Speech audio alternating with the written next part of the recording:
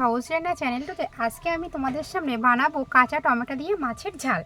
কাঁচা টমেটো দিয়ে মাছের ঝাল বানানোর জন্য আমি নিয়েছি সর্ষে, সাদা তিল, কাঁচা লঙ্কা, ধনেপাতা আর নিয়েছি 2 রকমের মাছ।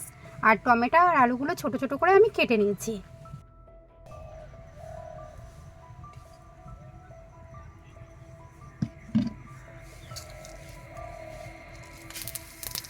পাঁচফোড়ন আর শুকনো লঙ্কা। লঙ্কাটা পোড়া পোড়া হয়ে গেছে। এখন আমরা কেটে নেওয়া কাঁচা টমেটোগুলো ভেজে নেব। 1 চামচ পরিমাণ লবণ, 1 চামচ পরিমাণ হলুদ।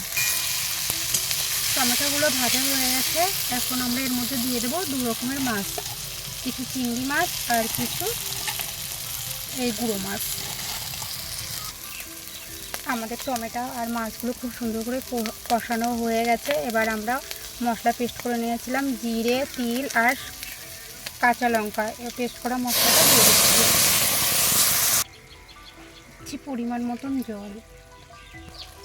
তরকারিটা হয়ে গেছে ঝালটা। এখন আমরা 1 চামচ পরিমাণ ঘি দেবো। ঘি দিয়ে নাড়াচাড়া করে নামিয়ে নেব।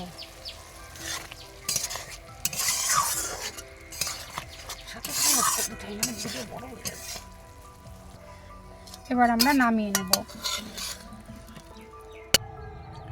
এবার আমরা এর উপরে কাঁচা ধনেপাতা একটু ছিটিয়ে নেব। আপনারা সবাই এরকম করে রেসিপি বানিয়ে বাড়িতে খাবেন। খুবই টেস্টি একটি রেসিপি কাঁচা টমেটোর ঝাল।